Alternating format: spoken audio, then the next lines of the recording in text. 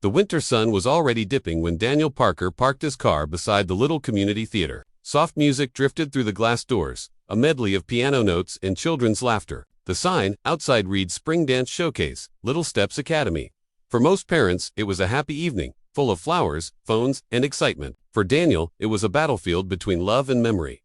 He sat still for a moment, both hands on the steering wheel, breathing in the quiet. On the passenger seat lay a small bouquet of white Lua May's favorite flowers. He'd bought them without thinking, only realizing at the cashier that he'd chosen the same ones he used to bring his wife after every performance she danced in. 3 years, he whispered, tracing a finger along the petals. 3 years, and it still hurts like day one. His daughter Lily, 6 years old, waited inside with her class. He'd promised her he wouldn't be late this time. Adjusting his tie, Daniel forced a smile and stepped into the hall. The auditorium smelled of fresh paint and popcorn. Tiny ballerinas flitted past in clouds of pastel tulle. Parents snapped photos as teachers shouted last-minute instructions. Daniel found his seat in the middle row. He set the lilies carefully on the empty chair beside him, the seat that once belonged to Emma.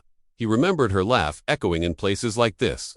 The way she'd lean over to whisper, "Look at her, Danny. She has your eyes." Now there was only silence and the steady thud of his heartbeat. The lights dimmed, music swelled from the speakers, and curtains rolled back to reveal a row of little dancers frozen in their starting poses. Then the melody began, soft, cheerful, full of innocence, and there she was, Lily, third from the left, her hair in a bun, slightly crooked, her tiny feet finding the rhythm. The moment Daniel saw her, the world around him disappeared. Every movement, every turn, every shy smile was Emma reborn. The same dimples, the same grace, the same spark that once made his world spin. His eyes blurred, but he didn't look away. He watched her arms extend like wings, her white tutu glowing under the stage lights. The rest of the audience clapped in rhythm, but Daniel could only sit still. Hands trembling on his knees, he remembered the last time he'd seen Emma dance barefoot in their living room, holding Lily in her arms, both laughing. It was a week before the diagnosis. A week before hospital visits replaced music and morphine replaced laughter. When the routine ended, the children bowed. The crowd erupted in applause. Daniel stood, clapping harder than anyone, though tears streaked his cheeks. Lily spotted him instantly and waved. Her smile was sunshine in human form. After the recital, the lobby filled with hugs and chatter. Parents handed flowers. Teachers took photos. Lily came running, her shoes clicking on the tiles. "Lily, Daddy, did you see me spin? I didn't fall this time." Daniel, smiling through wet eyes. "I saw you, superstar. You were perfect." She held out her hands. "Who are these for?" He crouched and handed her the lilies. "For my favorite dancer." She inhaled them deeply, then tilted her head. "Greater than Lily, these smell like mommy." The words froze him. He blinked hard, forcing a smile. "Greater than Daniel, that's because they were mommy's favorite. She said they smell like heaven." Lily's eyes widened with curiosity. "Do you think mommy saw my dance from heaven?" He nodded slowly. "I think she never misses a show." Lily giggled and hugged him so tightly that his heart ached with joy and pain all at once. Later that night, the house felt warmer than usual. The recital medal hung proudly above Lily's bed. She jumped onto the mattress, still in costume, twirling one last time. "Lily, Daddy, did mommy dance when she was little like me?" Daniel, "Oh yes. She was the best dancer in her class. Even better than you." Lily, "No way." Daniel, "It's true, but she'd be proud to lose to you."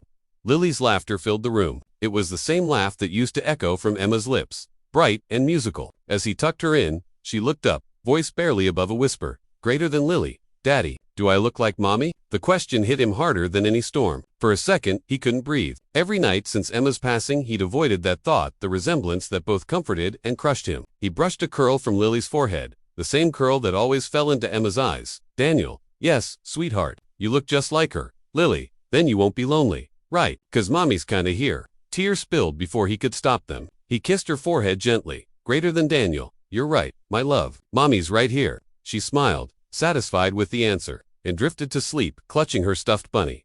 When the house grew quiet, Daniel wandered into the living room. He sat on the couch surrounded by half-packed boxes. He'd never found the courage to move on or move out. On the table lay a photo album covered in dust. He opened it for the first time in years. There was Emma, laughing at the beach, holding Lily as a newborn. Another picture showed her teaching ballet, sunlight falling on her face like gold. On the last page was a note in her handwriting, faded but clear. "If I'm ever gone, tell Lily, her smile is my heartbeat." Daniel's vision blurred again. He traced the words with his thumb, whispering, "Greater than she still smiles like you." And he looked toward the hallway where Lily slept. For the first time, his chest didn't feel like an open wound. The pain was still there, but so was peace, thin, fragile, but real.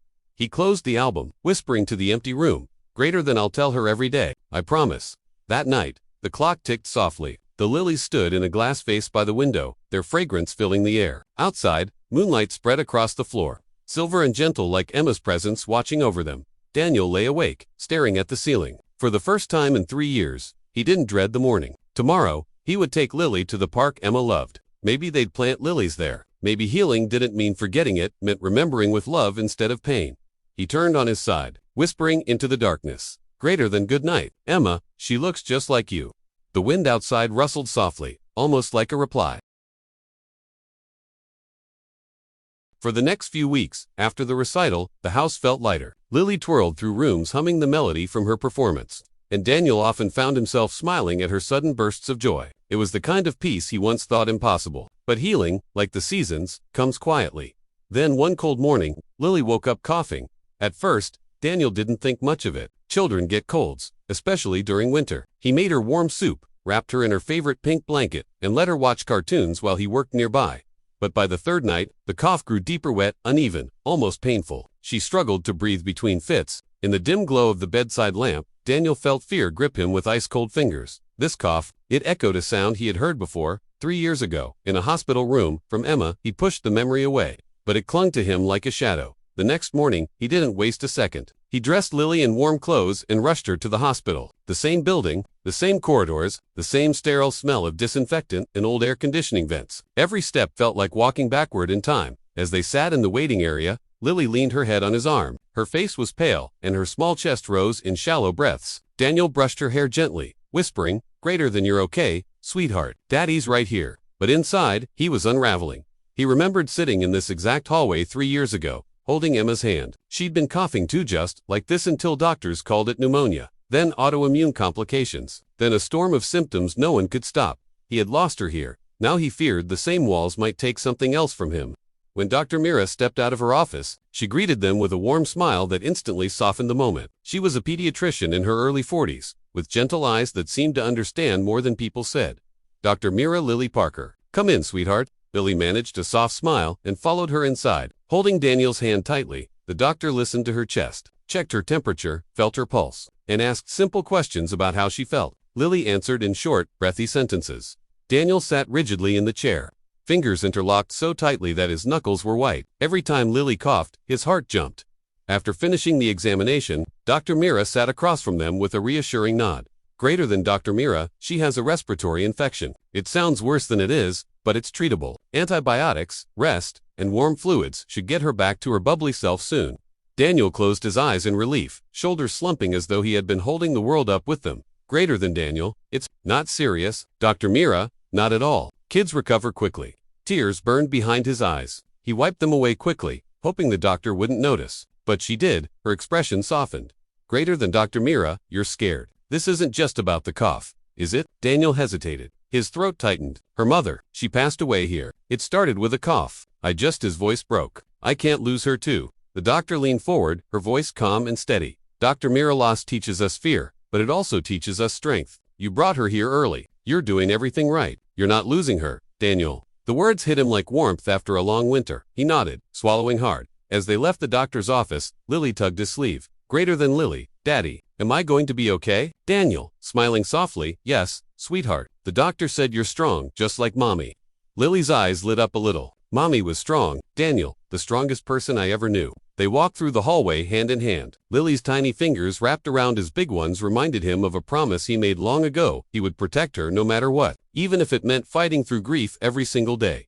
Outside the hospital, the wind carried the smell of winter rain. Daniel strapped Lily into the back seat and turned on the heater. As he drove home, she fell asleep, her head resting against the window. Her peaceful breathing soothed something deep within him.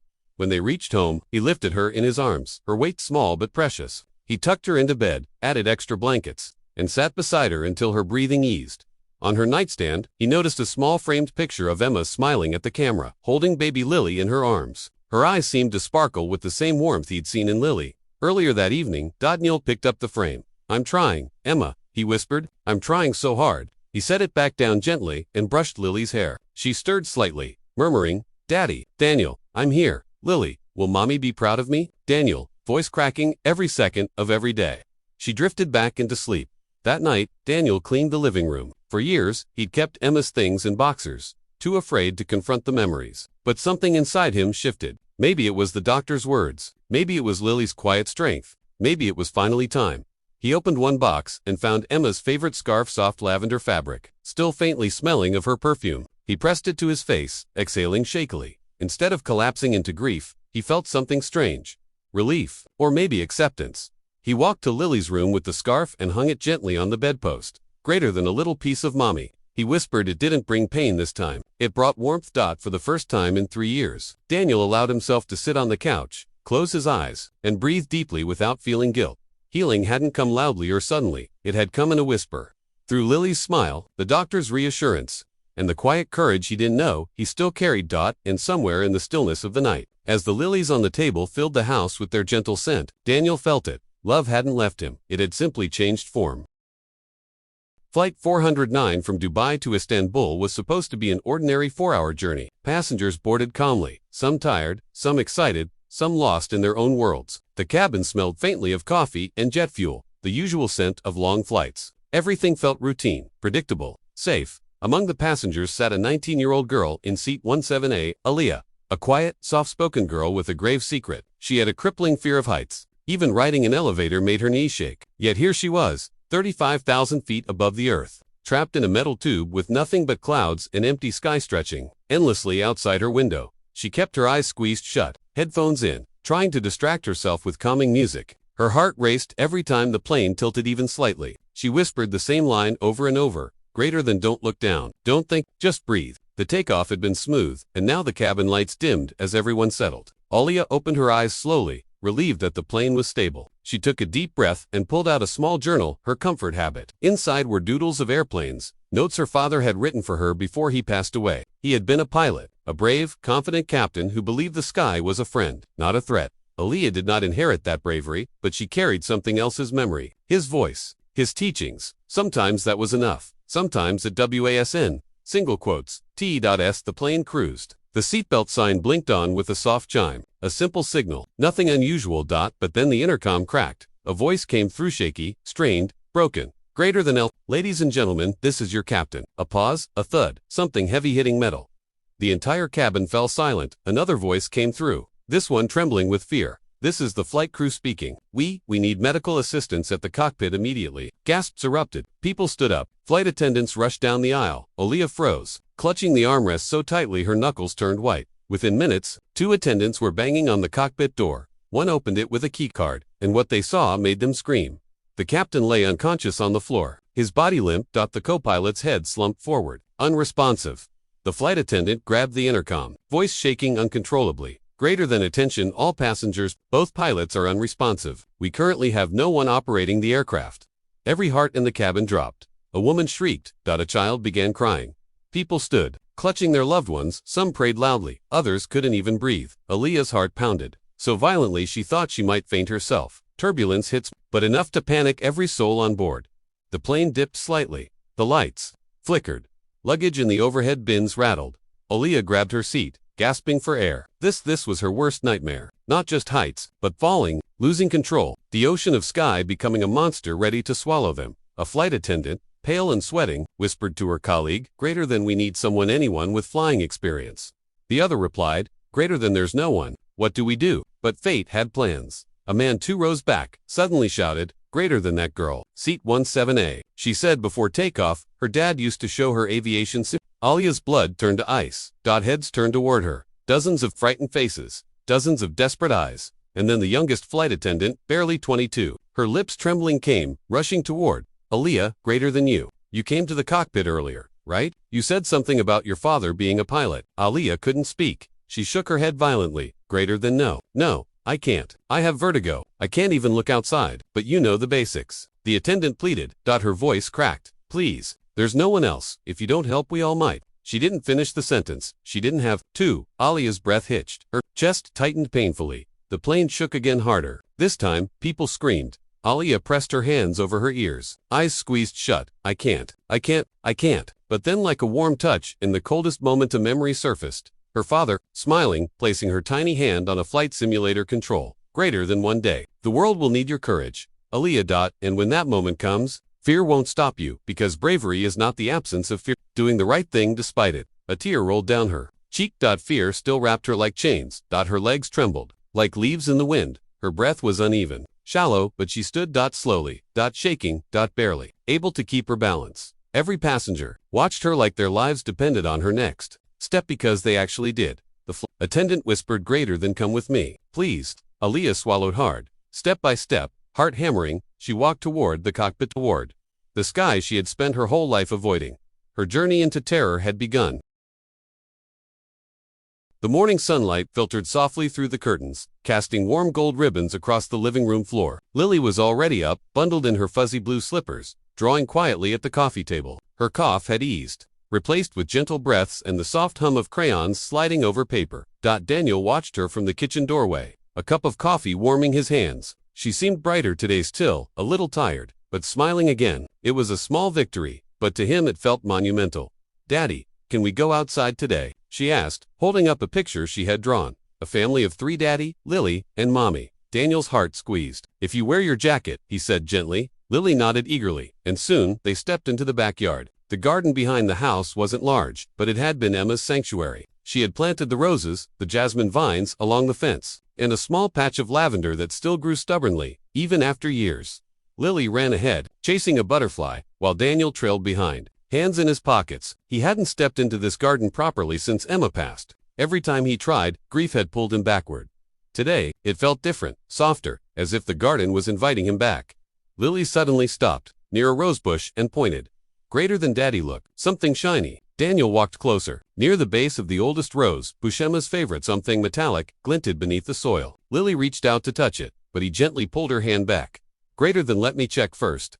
He crouched, brushing away layers of dirt and old leaves. Slowly, he uncovered a small brass, tin-aged, weathered, and clearly hidden a long time ago. A knot formed in his stomach. Emma had loved hiding treasures. Notes for him. Tiny surprises. Memory boxes. His hands shook as he opened the tin. Inside, wrapped in a piece of faded floral fabric, was a folded letter. On the front, in Emma's handwriting, were the words, "For Daniel, when you're ready." Daniel froze. His breath caught. His heart thudded loud and heavy in his chest. Daddy, Lily whispered, her small hand touching his arm. He swallowed hard. It's from Mommy. Lily's eyes widened with innocent wonder. Can we open it? Daniel hesitated. Part of him wanted to run back inside, hide the letter, and protect what was left of his fragile heart. But looking at Lily's small, hopeful, healing, he knew he had to be brave. Just like Emma had always been. He lifted the letter carefully and unfolded the paper. Emma's handwriting flowed across the page in soft curves, warm and familiar. He began to read. My dearest Daniel, if you're reading this, it means life pushed you forward even when you didn't think you could move. I'm proud of you. More than you will ever know. I'm sorry I can't be there in the ways I promised, holding your hand, watching Lily grow, growing old with you. But I'm with you in every quiet moment, every decision, every breath you take when you think you can't take another. Daniel, please don't lose yourself. Don't let the grief swallow the love we built. Don't let Lily grow up without laughter in the house. She needs you, and you need her. You both are stronger. Together. There's one more thing. I never got the chance to tell you this the day before I went to the hospital. But Lily, she has your strength in my heart. And one day, she will remind you of me in ways that will bring you peace, not pain. Please let yourself live again. You deserve joy. You deserve love. With all that remains of me, Emma. By the time he finished reading, Daniel's tears had fallen onto the paper, blurring the ink slightly. His shoulders shook, and he covered his face with his hand. It wasn't a shattered sob, it was quieter, deeper, a release years overdue. Lily climbed into his lap and wrapped her tiny arms around his neck. Daddy, why are you crying? He kissed her forehead, pulling her closer. Greater than because Mommy loved us so much, he whispered, and she still does. Lily rested her head on his chest, listening to the steady beat of his heart. Daddy, she murmured. Mommy said, I will remind you of her. Daniel smiled through the tears. You already do, sweetheart. Every single day, they sat there together among Emma's roses, surrounded by the scent of lavender and sunlight. The garden felt alive again, not a place of loss, but a place of connection. After a long, quiet moment, Lily looked up. Can we keep the letter in my room? So, Mommy is close to us. His heart softened completely. Greater than yes, he said, we'll frame it. They spent the next hour cleaning the little tin, brushing soil from the memories that time had hidden. Lily chattered about showing the letter to her stuffed animals, planning to read it at bedtime every night. Daniel listened, feeling the weight in his chest lift little by little. The past hurt, but it also healed. Emma's words had opened a door he'd kept locked for years, and through that doorway came peace, not the loud kind. Not immediate, but a warm, Steady peace like dawn after a long night. As they walked back inside, Lily, holding the letter carefully in both hands. Daniel looked back at the garden one last time. Sunlight glowed over the roses. The wind played softly through the leaves, and Daniel whispered, "Thank you, Emma." For the first time, he felt her not as a memory that hurt, but as a presence that guided.